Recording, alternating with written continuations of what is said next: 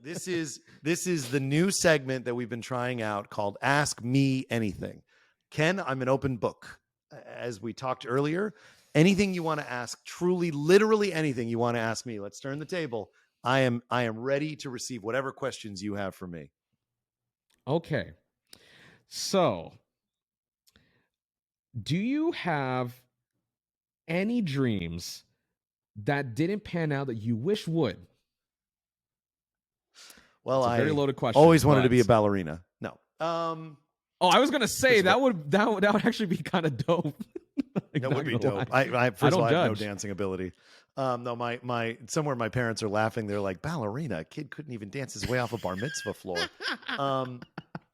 I did I have any dreams that didn't pan out? Well, I mean, like we talked about before, I was a theater major. I moved to LA thinking I was going to be an actor. I don't know that I'm sad that didn't work out though. I think my life is much more Do you think it's interesting. better?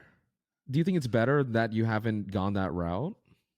I will say this. I know a lot of friends who gave their lives to acting, who you've seen on TV shows and films. I mean, friends of mine that I went to college with, friends I went to high school with, who are actors, and their lives are 100% about their craft, and I respect the hell out of their dedication and the work that they do. The moment I knew it wasn't going to work out for me is when I got to LA and went to my first auditions and realized everybody else wanted it more than me. So I don't, yeah, I don't feel bad about that. Yeah. Yeah. I No, think, I hear that. I mean, that was me. That was me in film school, and like all sure. the ambition to make it in Hollywood. I mean, not too dissimilar to you, is like I kind of realized like there are so many other people in this industry that want to work, the traditional film route, the traditional TV route, and have that be their life, and they can absolutely make it. There were a lot of talented people over at school, but that wasn't my grind.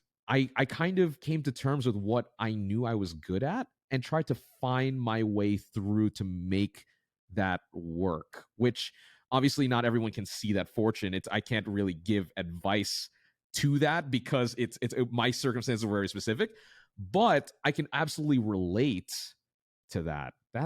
Oh man. Totally. Well, There's nothing. Yeah. Oh yeah, go for it. there's a part of me that does wish that I had done a little bit more in the comedy space rather than specifically acting. I've done a little bit of stand up. I've done some improv. I did not want to be the guy who was like the head of the improv group at Second City. That was just never going to be my thing.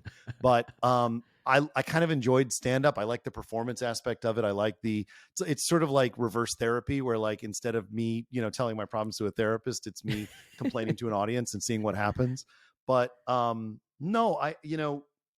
this has turned out to be actually a little bit more of a fulfilling thing to me than any of that, because I much prefer the conversation, the interaction, the energy I get from this, and it's more I think it's more attuned to where my creative direction has always kind of been. I just didn't recognize it and I didn't know it.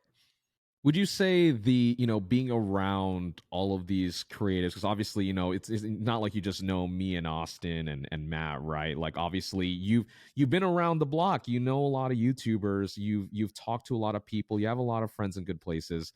Like, do you, I mean, certainly a lot of that through osmosis, right? Of feeling like you're in a good spot. So there was a time at the beginning of the pandemic, like everybody else, where I was looking for like, well, what's going to be my creative thing while we're all stuck at home. And I did try shooting some videos. I never published them. I edited them down and I got some folks that you and I both know to give me feedback and critique. And Austin even, every now and again would take a phone call from me about it just to sort of give me a little bit of coaching. And I never, like I said earlier, I just never quite found the version of that felt satisfactory. I think if I was going to go down that road, and I do think there are things I could speak to, I need help. I need somebody to work with. I think like you found with Austin and with the larger growth of Overclock, it's so much easier when you have somebody to collaborate with and to think these things through. I was never a solitary writer. I was never somebody that you could lock in a room and just let them get their work done and they're going to come out with, Hamlet Part 2, Electric Boogaloo or something like that. I always needed to be in a collaborative space. So if I were to do this, as my long-term career, I I'd probably have to go find money to do it. And I'd probably have to go find a partner to do it with, because otherwise I'll just never maintain the energy.